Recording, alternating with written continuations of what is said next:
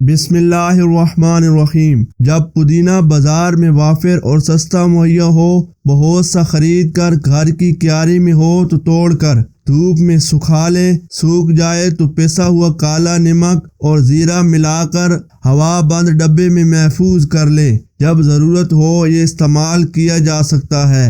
صابن کی ٹکیوں کے ریپر پھینکیں نہیں، انہیں اپنے جوتوں کی ریک میں رکھ دیں۔ جوتوں اور موزوں کی بو سے گھر کو محفوظ رکھیں۔ سنہرے دھات کے اینک کے فریم پر قدرتی رنگ کا نیل پالش لگائیں۔ اس طرح کبھی کبھی یہ عمل کرنے سے اینک کا سنہری فریم عرصے تک اپنا سنہرا رنگ محفوظ رکھے گا۔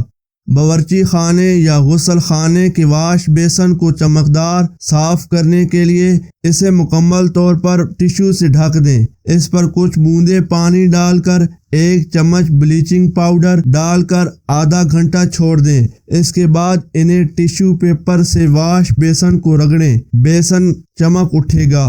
سٹین لیس سٹیل کے برتنوں سے سٹکر نہ چھوٹ رہے ہوں تو اس حصے کو اندر کی طرف آگ کے شعلے پر رکھیں اور سٹکر کو چھیل کر نکال لیں۔ آسانی سے سٹکر نکل جائے گا۔ گوندھے ہوئے آٹے کو محفوظ رکھنا ہو تو اسے دودھ کے صاف خالی پیکٹ میں رکھ کر فریج میں رکھیں۔ کافی دیر تک یہ آٹا روٹیاں بنانے کے کام آ سکے گا۔ اونی کپڑے دھوتے وقت 1 چائے کا چمچ گلیسرین ڈال کر دھوئیں۔ کپڑے سکڑیں گے نہیں اور اپنی کٹھن برقرار رکھیں گے۔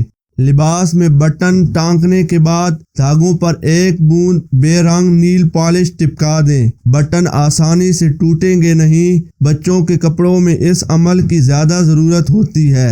سردیوں میں اکثر ہونٹ پھٹ جاتے ہیں۔ تازہ کچا دودھ ہونٹوں پر روزانہ لگانے سے آرام آ جاتا ہے۔ سردیوں میں پاؤں کی ایڑیاں پھٹ جائیں تو گلیسرین میں دیسی صابن کے ٹکڑے ڈال کر پھٹی ہوئی جلد میں بھر دیں۔ سوتی جرابیں پہن کر رات کو سو جائیں، اگلے روز پاؤں دھو لیں۔ کئی روز رات کو یہ ٹوٹکا دہرائیں، پھٹی ہوئی ایڑیاں بالکل ملائم ہو جائیں گی۔ شہد میں ادرک ملا کر چبانے سے گلا ٹھیک ہو جاتا ہے اور بند آواز کھل جاتی ہے۔ ہچکی آ رہی ہو تو لونگ کھا لیں یا چٹکی نمک کھا لیں یا 2 سیکنڈ کے لیے سانس روک لیں۔